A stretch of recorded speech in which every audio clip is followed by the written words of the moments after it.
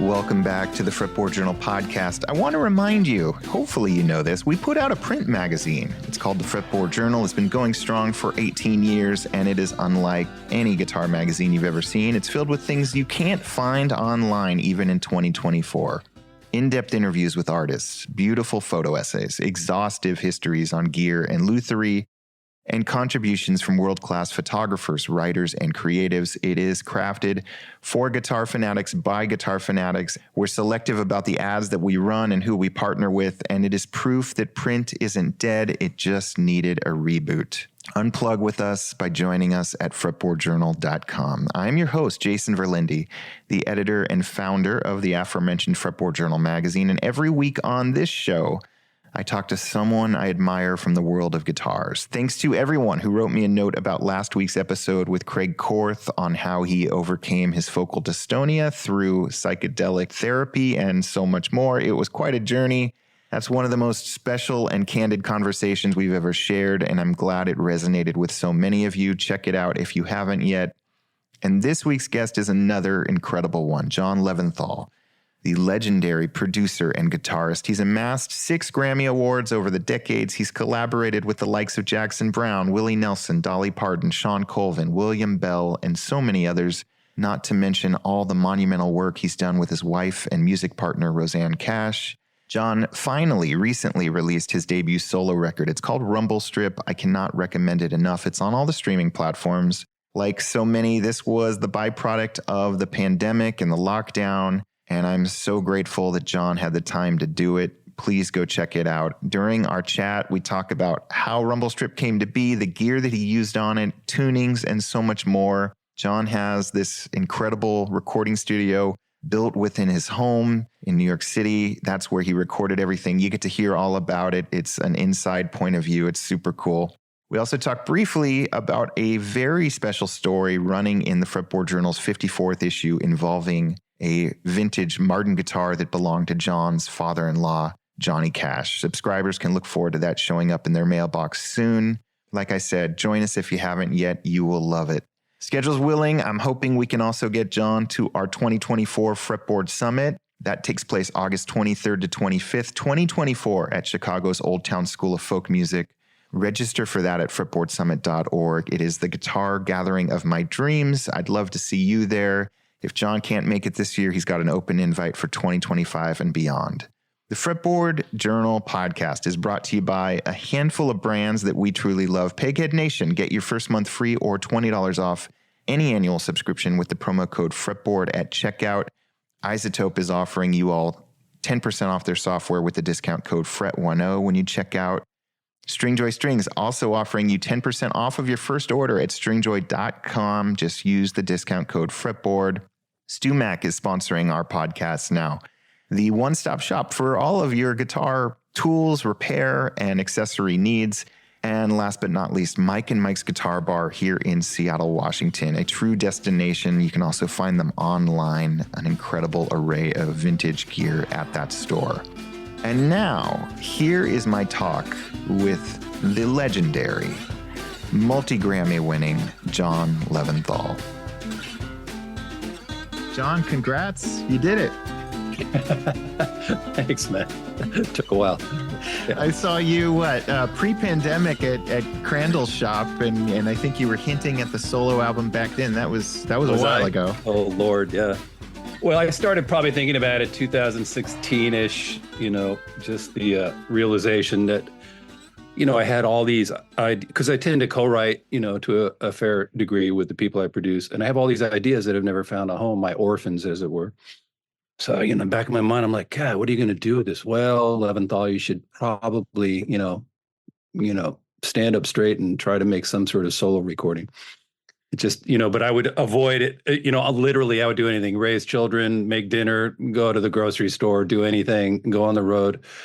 And then when the pandemic hit, I really didn't have an excuse. So I just kind of dove in. It was great. It was a lucky me, right? I have a recording studio in my house. And so I had that to sort of console me during particularly the first 4 months or so, which were pretty weird, I think.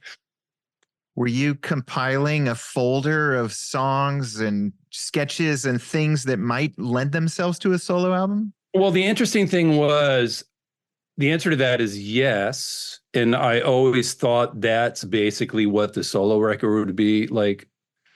The easy record industry version of it would have been easy. Well, the more obvious version would have been, yeah, I mean, I have a considerable number of tracks that I've written with various artists I've produced that didn't make it to their records or any sort of bonus tracks. And, occasionally I'll listen to them and I'll go, yeah, it's not bad. They're weird. I kind of in retrospect understand why they didn't make it to the record, but I kind of like them, right?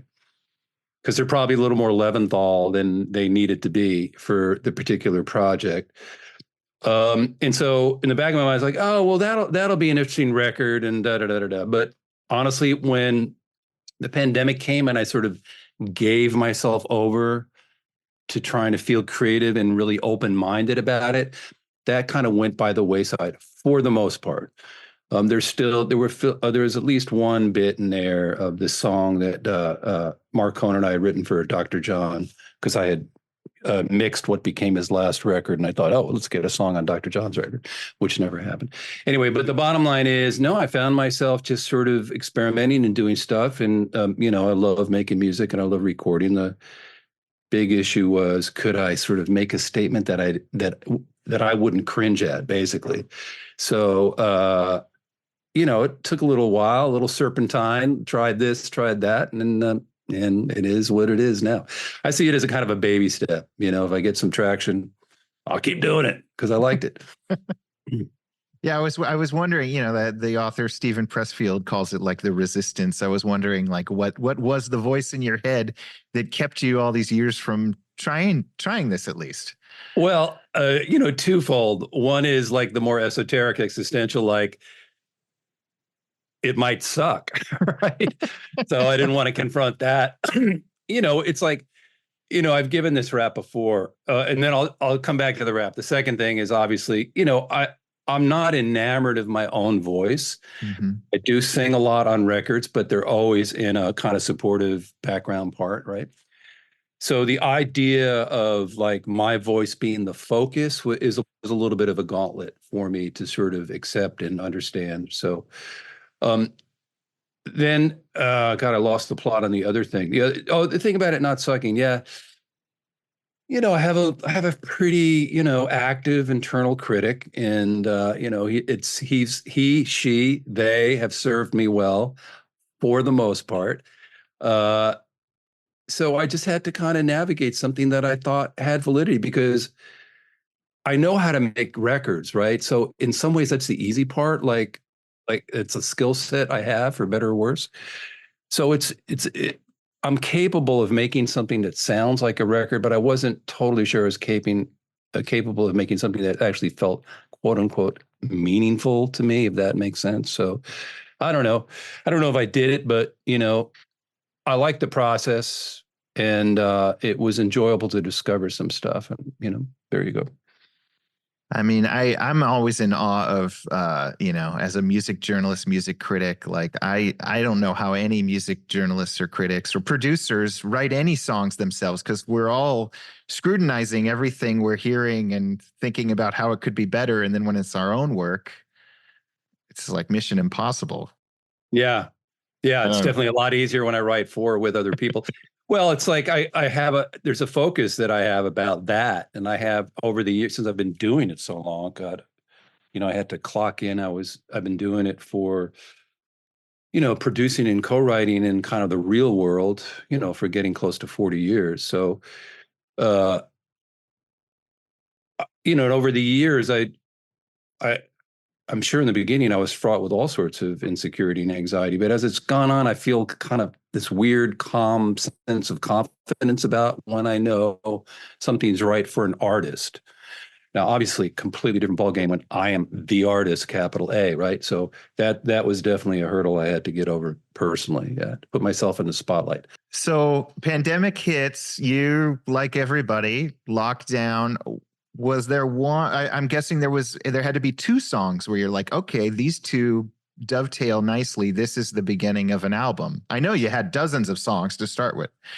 Absolutely. There was a moment, and it also opened the door to sort of jettisoning any preconceived ideas I had about what it was I was going to, supposed to, could do. I would say some point during the first 2 weeks of the pandemic, I just wrote this little piano piece, or it sort of felt like it wrote itself. But then again, that's a whole other conversation. A lot of stuff feels like it writes itself for me. I just wrote this little piano piece, and it kind of had this unresolved quality to it. And it felt like it captured something for me anyway. It was at night.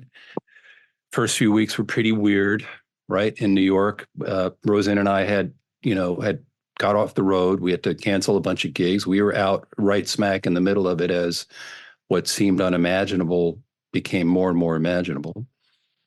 Flew home from like Montana, or I don't know where we were, Idaho, to an empty Kennedy Airport. Like it was like a post-apocalyptic movie, really. We were like, oh my Lord. Get home and we realized, okay, we're hunkering down just like everybody else. Like I say, lucky may have a studio. So what would I start doing every night? I would sort of just come down here and just go. And I wrote this piano thing kind of came, and it just sort of like, oh, because I guess the other thing would be that people sort of perceive me as a guitar player. Like that's what I do. You are. And there's a perverse part of me where it's like, well, I'm not going to make a guitar record, right? So, and I just knew that this little piano thing was going to be the first thing on the record. I knew it. And then within a week after that, I wrote a series of hymns. I didn't set out to write a series of quote unquote hymns. I just started writing these things that felt hymn-like. I think I've always had like an affinity for a certain kind of hymn, both coming from like sort of the Anglican church and Black church and, and all its various permutations, and even white, Baptist church and all that. I mean, there's just something about a good hymn that's always gotten me. The chord changes, as I've said, the thing about, they can look sorrow straight in the eye, but still leave you with some hope, which I think in some ways is kind of like always revolving around the way that I think and write and make records and stuff. Not to get too highfalutin here. But I wrote this series of hymns, and particularly the one that I labeled number 2. And I was like, oh, okay. This could be good. I still didn't know what the record was, but I thought, oh, they're my first 2 tracks. So that felt good. And it sort of gave me permission to then start experimenting, which I started to do. So how many hymns are there? That was one of my questions. There were 3. I wrote a series of 3 in relatively like 2 days. I don't know why. Sometimes that'll happen to me. I just try to grab it, man. If it's there, I try to grab it. And it just so happened within a couple of weeks of me doing that, Rodney Crowell had decided to make a record, as the way people were making them, during the pandemic. And he asked me if I had any ideas. And I gave him the first one I wrote, which he then wrote, called it something else on his record, like hymn 531. I can't remember the number. Okay.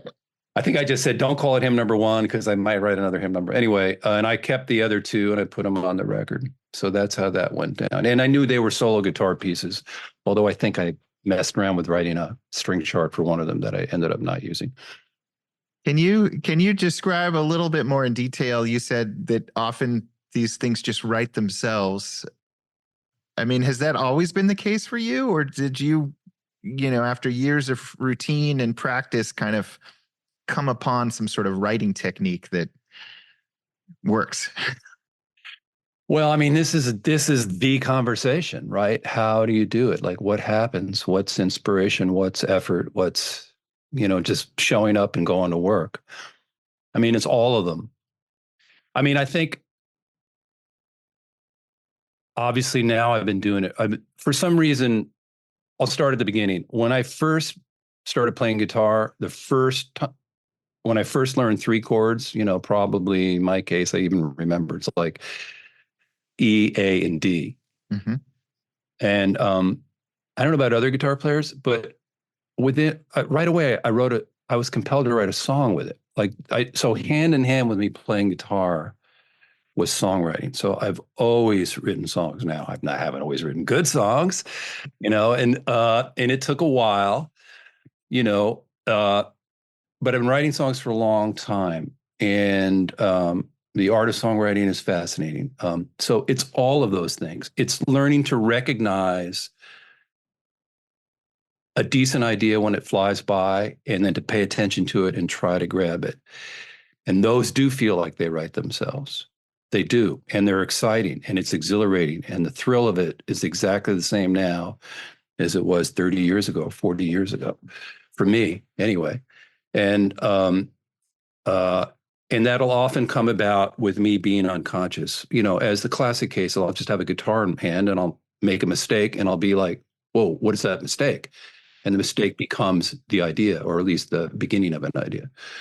But having said that, since I kind of consider it my quote unquote job, yeah, I mean, there are times where I'll work at it, right? Like I'll think about, particularly when I'm co-writing for someone where there's kind of a destination. Mm-hmm. So I don't always write with a destination. I just write, right? I mean, I'm sure I'm just like a lot of other people. I just write and I just try to write. And then hopefully there's some winnowing or process where you harvest what you consider the decent ones or the good ones or the compelling ones. But there are definitely times where, I've had to slog it out. I mean, I guess if I had to really think about it, the ones that don't get slogged out are probably ends up being the ones that are more of my favorites. But there have definitely been songs where I've had to work at it, like to find it. Like I kind of feel there's a good idea there. And it's either you got to really work hard on the music, on completing the idea of the music, as opposed to like a section of the music. Because when you're writing songs, particularly in my case, I'm also sort of thinking of making a record. So a lot of times they go hand in hand, which is not always the case. Sometimes a song just stands on its own. But particularly songs where I feel like, oh, this is going to be a good record, sort of the dance of trying to conceive of the final record and the arrangement becomes part of the songwriting. Anyway, that's a lot of verbiage about, I do it all different ways, basically. There isn't a way that I haven't done it. There isn't a way I haven't written a song. I've written a song with guitar, piano, playing bass, sitting at the drums, walking down the street. It's all good. Yeah. But you said at one point the word unconscious, which makes me then ask you, are you trying to not think about anything when you're sitting there with guitar? Is it like a meditation practice? Yes, absolutely. And this goes for playing on records too, for me. As time has Tuning gone. everything out. Well, part of it for me is willing to let go of this internal critic, I said, of my internal record producer, my internal arranger. They take a break for the first hour or so. And really trying to connect with, once again, this is going to sound kind of highfalutin, but when I've thought about it, I do think this is what's happening. It's really trying to connect on some other level, visceral, emotional, some other level to the moment that's happening musically, particularly when I'm playing, right? If I'm playing, I really, at least initially, try not to think. I really try to just connect with the music, let all the stuff that's been stored up inside me, both with my hands and my brain and my heart, just do their job without me controlling it. And inevitably, not 100% of the time, inevitably there'll be some foundational, decent ideas there. And it's the same with songwriting.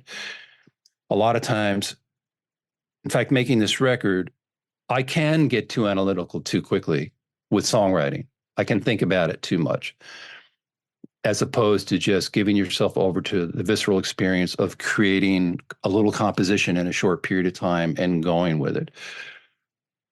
So like the title track in this record is, I don't consider that I wrote it. I just came down one night, poured myself a whiskey, and full disclosure, had a hit of weed, and just with the idea that I felt good. And I just know that sometimes if there's a blank canvas and I pick up a guitar, something will happen. And once again, lucky me, I have a recording studio and it's always wired. I never have to patch bay anything. It's like I have acoustic guitar chains, electric guitar chains, drums, bass. They're all ready to go like that, which is the way I wanted it when we built it. Because I discovered, not to get too sidetracked here, I discovered, over the years of doing it, like there'd be along these lines of being unconscious, being immediately, responding viscerally. If I was in a real recording studio with an engineer, I'd be like, oh, I want to do this. And then 10 minutes later, when everything's patched and the sounds are there, I'd want to do it. So the bottom line is, yes, I do try to stay unconscious, and it's a great feeling and it's a great experience. And I do write songs that way as well. Was that kind of long-winded? But I think I was trying to cover a lot of ground there. You covered tons of ground. This is amazing. And going to the production of the record, you covered all of your styles. There's acoustic. I don't know exactly. We can get into, because I think Fretboard Journal people want to know all the instruments. We can get into that in a minute. But your finger picking, your flat picking, your electric playing, obviously your singing, it's all there. Was that a preconceived notion, or did that just kind of happen naturally too? I think it happened naturally, but probably there was a little bit of thought about what to do about the guitar player. Yeah. Yeah. What are we going to do with this fucking guitar player? Yeah. Yeah. Yeah. Because I don't really give voice to the full expressiveness of my guitar playing as a producer. I mean, there's little moments here and there, but they're all in service of the artist and the song I'm working with. That's always that's always completely and totally primary. So what do we do with the guitar player when he's like the focus, right? And I experimented. Like there were some, because I've been playing Telecaster since I was a kid, and I love that tradition, that language that's been developed on it. It was kind of really foundational for me in a lot of ways, and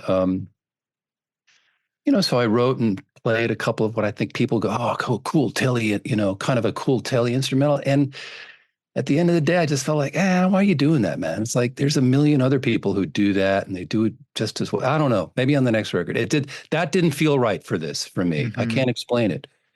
So did I think about all this stuff you're saying, like to have versions of these little stylistic things I've developed? Not super consciously, but not totally unconsciously. I knew I wanted some solo guitar pieces, which end up, for the most part being, I play with my fingers, not with a pick. Yeah. I knew at least I wanted one or two things where I could just kind of play some solos on electric guitar. So that's a thing. So yeah, I guess I had a little bit of that. I don't know. Yeah.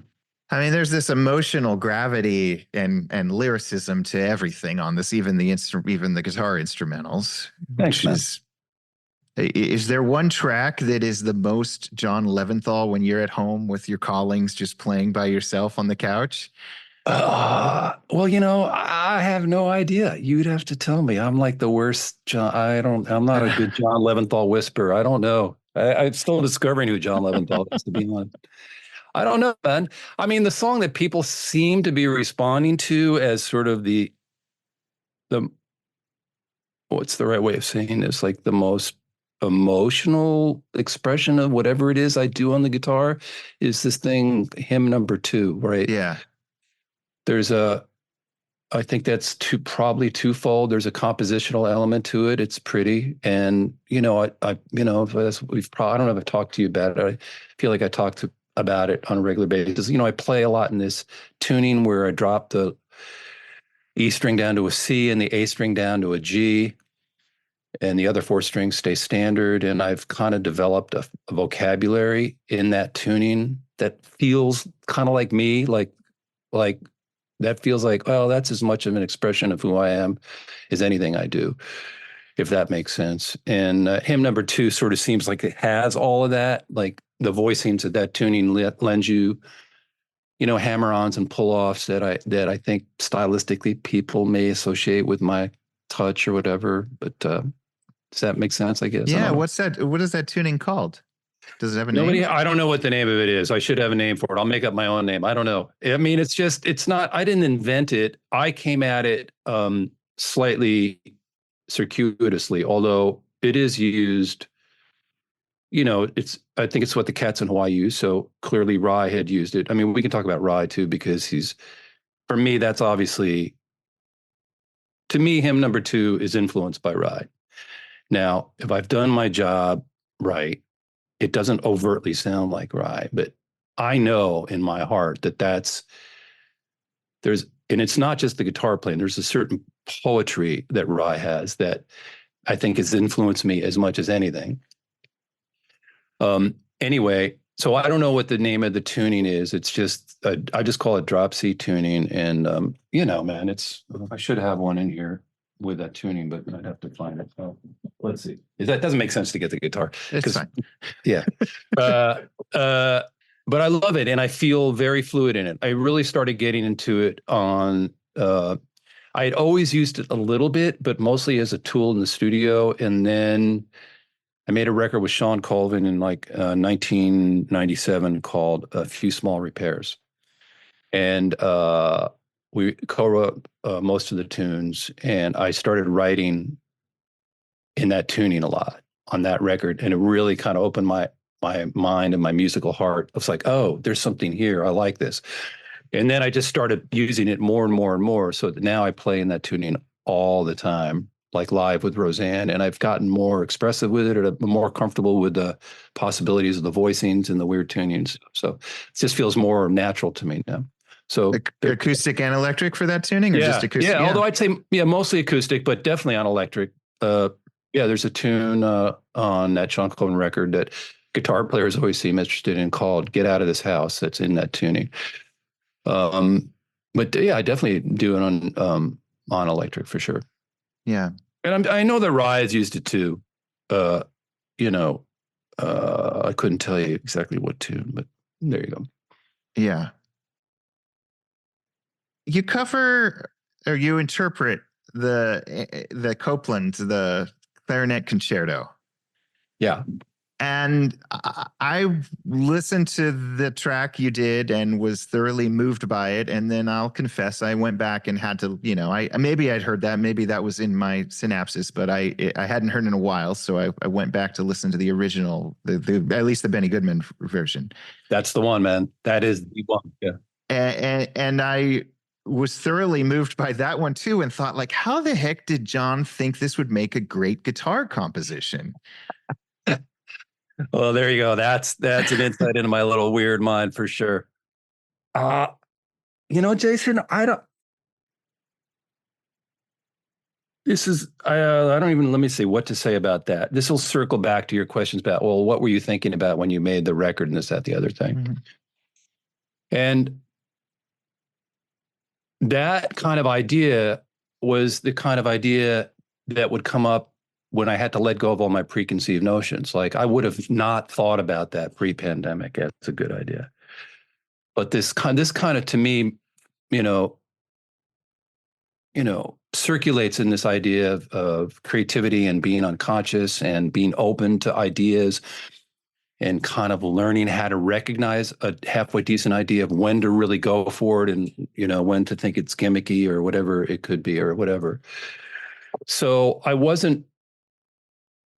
just looking for inspiration, and I'm sure, I listen to orchestral music, on a regular basis, as in fact, and a lot of, not just like quote unquote classical composers. I mean, I don't even think of Copland as necessarily a classical composer. There's a lot of film composers. Bernard Herrmann is one who I cover as well, and really love Thomas Newman, like current guys, or not everything, but there are moments.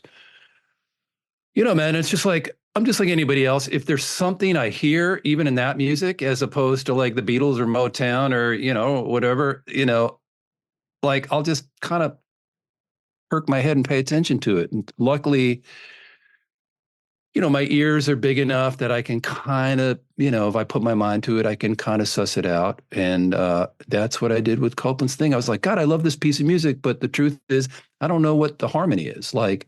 So that's where it started. It didn't start where, oh, I'm going to do this like Dwayne Eddy. It just started with, oh, I really love this. Isn't it time I learned what all the strings are doing? And so I did that, and I'm using my guitar in the C tuning because the clarinet concerto starts in C, mm-hmm. conveniently, with that low C below, that C below middle C. And I was like, oh man, it just sits in this tuning. Look at this, because they're kind of root fifth, third spread voicings, very wide voicings, which sound beautiful in strings and also sounds beautiful on guitar. I was just like, oh, look at that. I can kind of play the string part. Oh, and I could play this melody on guitar. Yeah. With a Bigsby. Oh, it'd be beautiful. Yeah. Put a little reverb on it and be like, Like my mind doesn't overtly think of this, but then I realized like, oh yeah, this is like a Dwayne Eddy, like beautiful Hank Marvin, Dwayne Eddy thing that I've always loved that stuff, man. I love, the language of guitar and guitar culture. I'm just not interested in regurgitating anything stylistically that people have done better in the past. That's never made any sense to me. I mean, a lot of guitar players do that. To me, the trick is how do you take an idea like Dwayne Eddy and Bigsby and reverb and a beautiful, simple melody and, mess with it and turn it on its head? Well, yeah, play Aaron Copland's clarinet concerto. So there you go. I mean, that's sort of the way my mind works, to sort of, yeah. Well, you're bringing up Bigsby's and gears, so we might as well go into that chapter of the conversation. What guitars primarily are on this record, or are there a whole bunch? Oh God, I should do a much better job of like notating this. I don't, because I do in the same way all this other stuff. I'll pick a guitar very spontaneously, and lucky me, I have a bunch of guitars now. I didn't when I started, but I do now. When you say you didn't when you started, you mean your career or this record? Oh no, no, I had them luckily when I started the record. Okay. Yeah, they're definitely my one material advice. I don't care about cars or clothes or anything. Okay, what did I use? It will help me if you ask me a specific tune, and then I can kind of focus. Oh man. Well, hymn number 2, I happen to know because I've had to play that a bunch. So I have I've always had a fondness for Gibson jumbos and all their permutations. J35s, SJs, and J50s, J45s. So I have like a great J35 from the 30s and a great SJ from the 40s and a great J50 from the 50s. They all sound different, but I love them, and they all record really well. They all have really great, what I call fundamental tone. Microphones seem to really like them. They find their place in a track. They're very easy. It took me a while to sort of like get that all, like, oh, what guitars really record well, and on top of sounds that are pleasing to me. Anyway, I also have a 1949 J50. Mm-hmm. And it's really what I would call very dried out. It's incredibly light, really beat up, and it's a particularly what I would call dry, just feels dried out. The wood feels dried out, and sonically it's dried out. So that's what I used. And I recorded, I tried recording it just the way you would normally do. And it was nice, but I thought, oh, it just needs something a little different. So I put an old DeArmond, Mm-hmm. remember the old, or from the 60s, those DeArmond acoustic guitar pickups, those big things. So I put one in there, and I just put that through a Princeton reverb with a little bit of tremolo, and just mixed that amp signal a little bit behind a traditionally recorded acoustic guitar. And that's the sound of that one. Do you have I'm looking at your studio now on Zoom. Do you have like a little amp isolation room? I have, yes. I have, lucky me. So I have 1,000 square feet. Pretty good. Wow. So yeah, Roseanne and I bought a townhouse in 95 or 96, around there. So we've been here for a while. And I won't go into the hall. So we have a ground floor, which we've never really needed. So I had a friend living down here for a while, and my daughter lived down here for a while. And I had a studio in various spaces in Manhattan for a while. And in about 2015, 16, our ground floor was empty, and the lease came up on the studio space we had. And my partner and I decided what we're going to pay here for rent for a year, we could build a studio. Mm-hmm. It's the best thing I ever did. I can't believe I didn't do it 25 years ago. Idiot. I thought I needed to go somewhere to work. Didn't. Mm-hmm. Love having the studio in the house. Anyway, so yeah, I have a control room where I'm sitting now, where you're looking at me, and this way is a live room. It's a room within a room, floated room. It's got drums, bass amp, B3, piano, whirly, all my guitar amps. And so that's actually quite isolated. Yeah. Yeah, we have like another room in the front my sister will use, and mic, I have wooden hallways that sound pretty good, and they're all mic'd up. So it's great. It's great. I have a backyard this way, so that's nice. Amazing. Yeah, it is amazing. Yeah, I'm a lucky man for sure. Since you had almost a lifetime of being in recording studios before you built your own, was this inspired by one or two studios in particular in the layout and everything? That's a good question. My buddy Rick, who sadly passed away before the pandemic, really designed it. He was an autodidact of the first order. He just dove into studio design. There was no specific space because it's the other way around in some ways. The space dictates what it's going to be, right? So I don't actually have tall ceilings. That's the one downside. Although it hasn't, I think the records I make here sound pretty good. So it's more the space really dictated what we could do. The one major thing was this kind of workflow idea that I mentioned to you, which was we had enough gear that I knew on the way that I use the studio 80% of the time, if not more. We had enough gear that everything is ready to go. When I say everything, I mean everything. I have like a little vocal booth area. It's always ready to go. I have 2 acoustic guitar mics always ready to go. Drums are always ready to go. B3 is always ready to go. Bass is always ready to go. Every signal chain is ready to go. And I don't, for the most part, so always little moments where we want to try something else.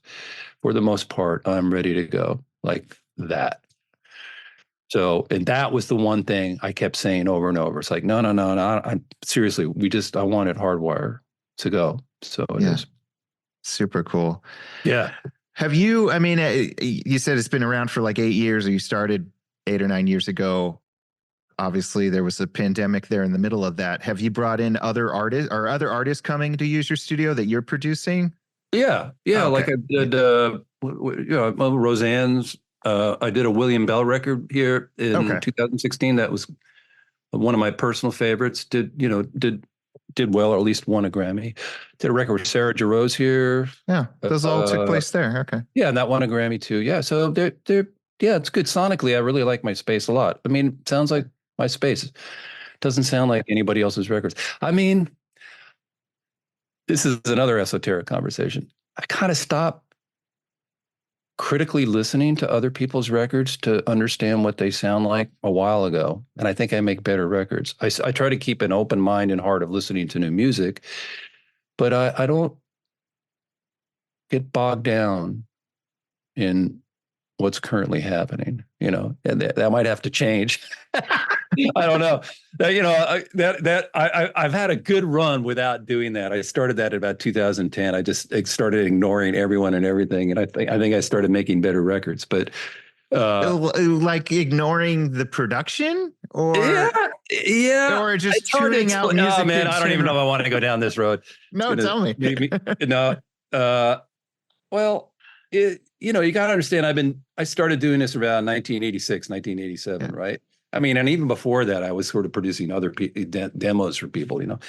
The thing that clicked for me in the kind of real music world was this Sean Colvin record I did called Steady On. So now that's like 36, 30, whatever that is. I have to do the math. Yeah, more, 37 years ago or something like that. Yeah. And so I've been doing this for a while. And when I first started, there was quite a bit of pressure to create hits, dare I say.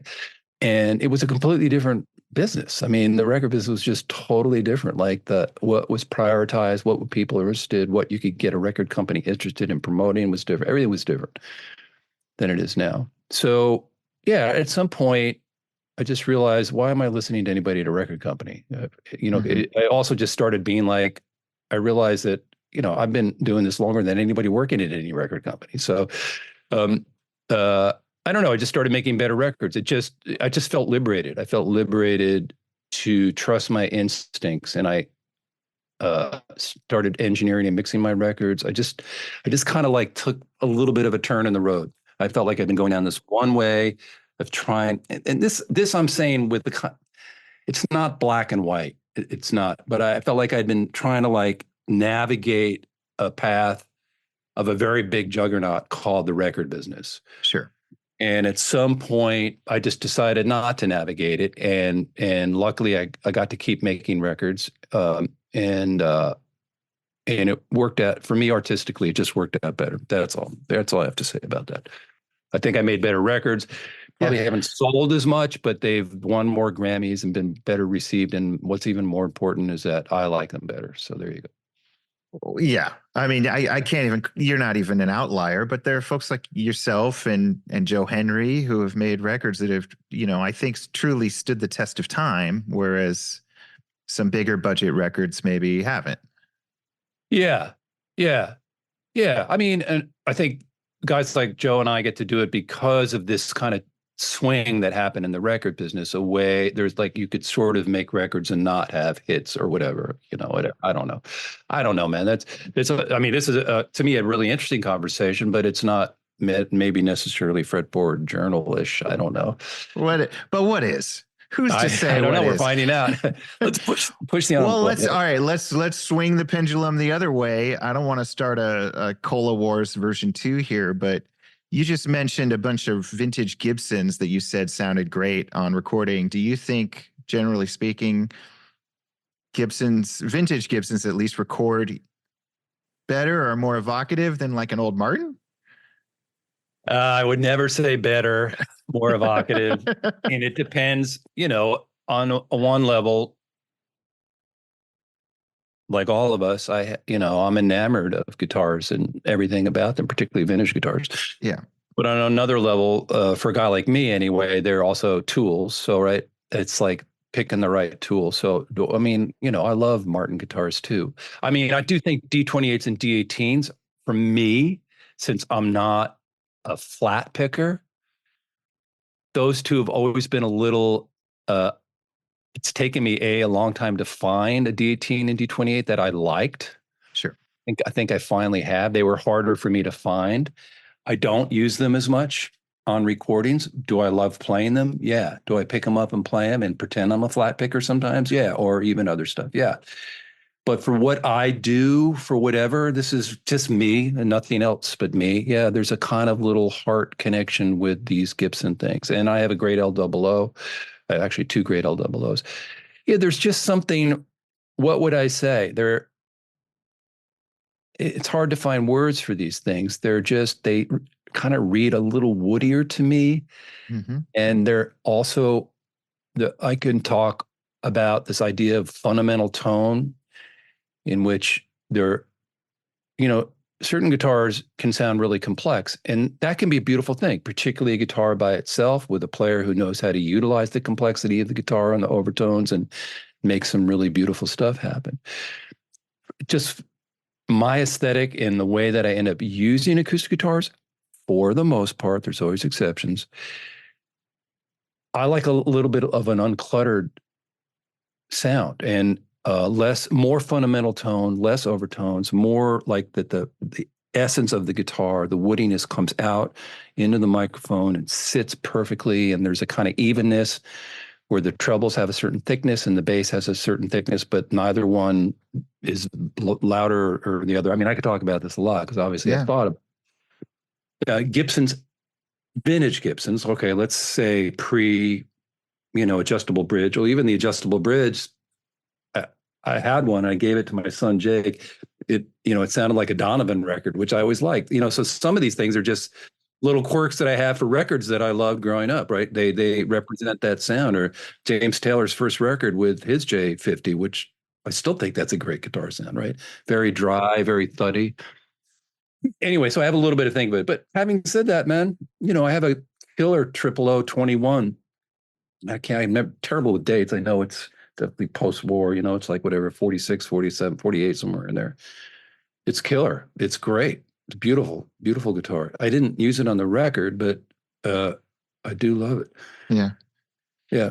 Gibsons tend to be a little quirkier in that there's a wide array of, one model from one year could sound completely different. Has there been a lot of trial and error to get to the ones that are sitting there with you in the studio?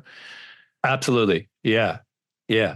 Oh yeah. It's like 1 out of 20 for me at best, if not more. Yeah. To find them, luckily or unluckily for me, all the guitar dealers, they got my name in their Rolodex, man. So, and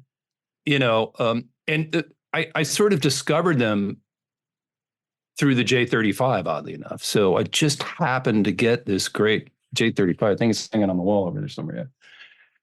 I think it's like a 39. A long time, like that was the first one I got. And I was like, God damn, I love this guitar. It was incredible. Yeah.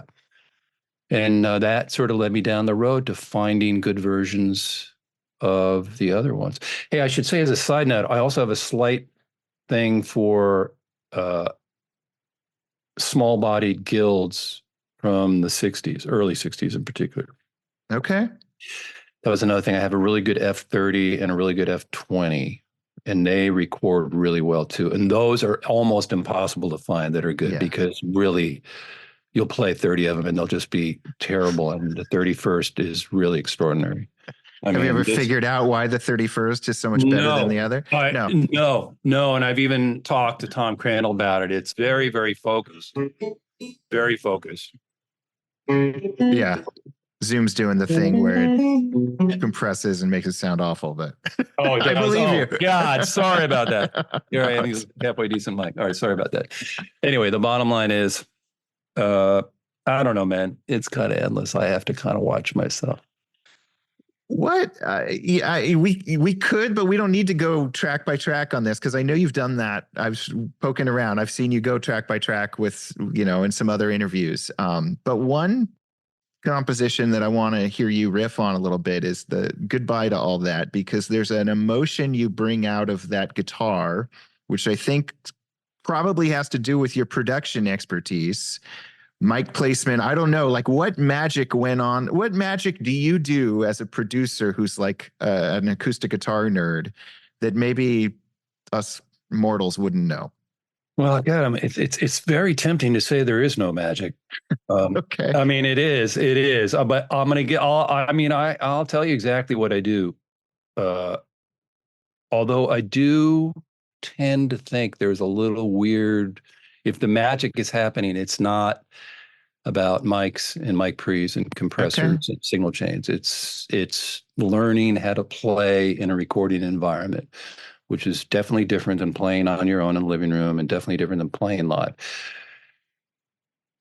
Once again, for the most part, there is a nexus where that can all sort of meet, and sometimes it's the engineer / producer's job to capture somebody's spontaneous performance who maybe isn't super studio savvy or whatever.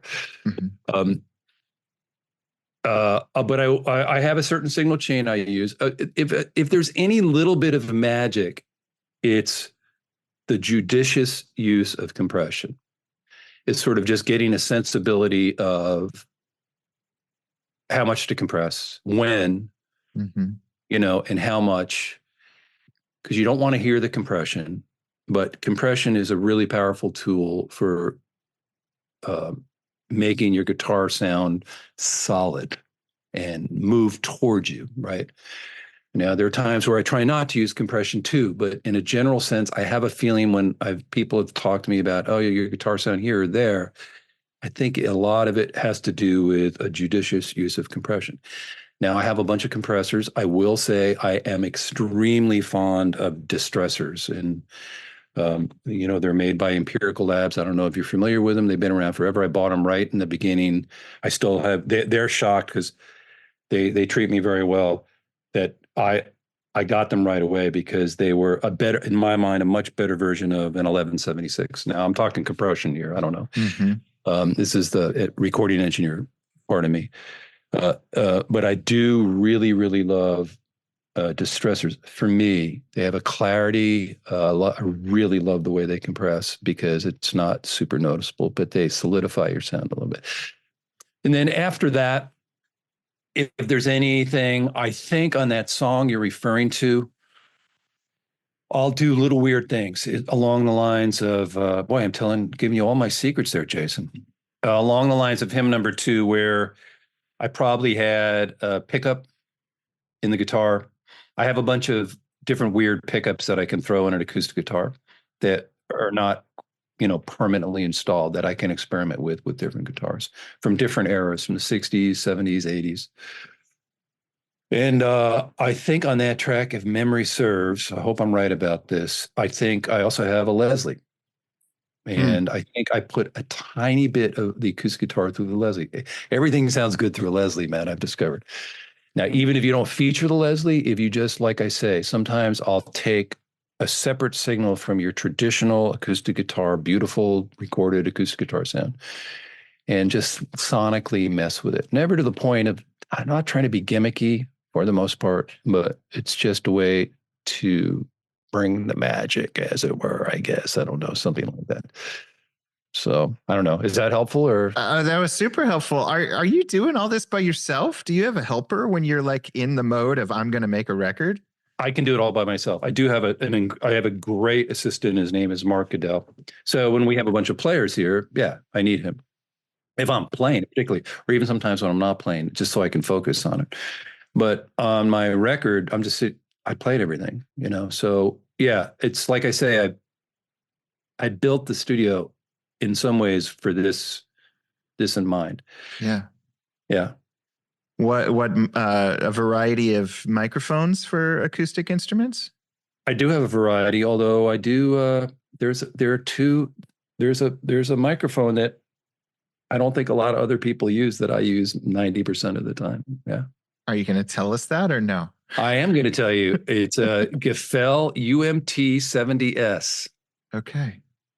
And once again, like a lot of this stuff, I've discovered I've had four of them and they all sound a little bit different. I don't have a match pair, but that doesn't bother me. Um, but I have two unbelievably great Neumann U67s, large diaphragm. So if you look at some pictures of Beatle records, like you'd see in front of John's acoustic guitar, a 67. So it depends, it sort of depends. But these Gefell UM, there's two that just are literally on a swivel, and I'm showing it to you. They're like literally here all the time. You're not kidding. It's all wired. I could have played something for you and like, God, that's really good. Okay, excuse me, Jason, and I'm going to go record it, right? So that's how quick I like to do it. So yeah, I mean, they're good, but like I say, I could put other mics on it, and I don't think it would sound radically different than these Gefells. There's something about that I always feel like I'm forcing the sound into the microphone somehow. I don't know. Okay. Do you write out all your music too, or is it just no? I mean, I could, but and I mean, I have, but not as a matter of course, no. Mm-hmm. So now that Rumble Strip is out, like, have the floodgates been opened and we can look forward to more John Leventhal recordings? Man, I'm trying to, it's been an uphill battle promoting it. So I'm glad you're talking to me about it. It's not, it's not an obviously easy marketing journey. I'm discovering, but I feel like it's gaining a little bit of something or another. Yeah, man, I would love to do it again. I would love to do it again. And I would love to do something completely different. I've already started thinking about what that would be like something really different. I'm not totally sure yet. Yeah, maybe go back to that original idea of co-writing with a bunch of different people and seeing what happens, I don't know. Maybe. Have you played these songs out in a live setting? A little bit, not too many of them. We do we do this song, because I'll go out and my wife and I have a kind of act. An act.